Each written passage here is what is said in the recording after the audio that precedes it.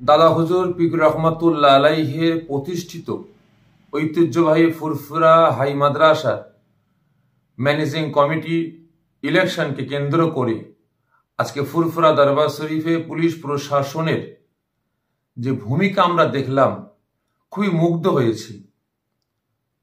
ফুরফুরা দরবার শরীফের তরফ থেকে আমি পীর সাফেরি সিদ্দিকী পুলিশ প্রশাসনকে আমি মোবারকবাদ জানাচ্ছি। বিগত দিনে ইলেকশনকে কেন্দ্র করে যেভাবে ফুরফুরা দরবার শরীফ সহ সারা রাজ্যে তোলপাড় হয়েছে, মারামারি খুনোখুনি হয়েছে, আজকের মতো পুলিশ প্রশাসন যদি সারা বাংলায় এভাবে এবং ফুরফুরা দরবার শরীফে এভাবে তেনারা যদি ভূমিকা পালন করতেন, তাহলে আজকে মায়ের কোল খালি হতো না। আজকে আমার এতগুলো দেশের নাগরিক, আমার এতগুলো ভাইদের আমাদের মৃত্যুর শয্যায় তারা সজ্জিত হতেন না। ভোটে হার জিত উভয়েরই আছে। আজকে ফুরফুরা হাই মাদ্রাসায় আইএসএফ জিতেছে।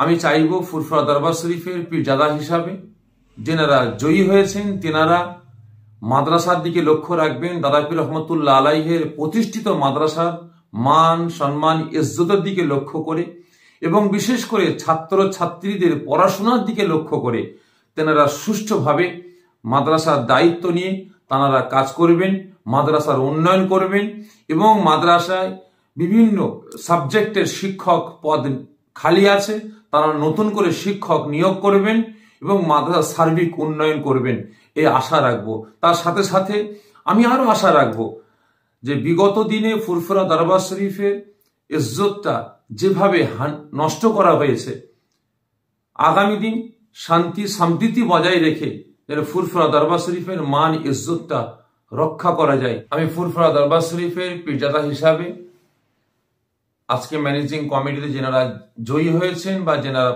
পরাজিত হয়েছেন, আমি উভয়ের কাছে অনুরোধ করব, আপনারা একে অপরের মধ্যে কোন রকম বিশৃঙ্খলা ঘটাবেন না।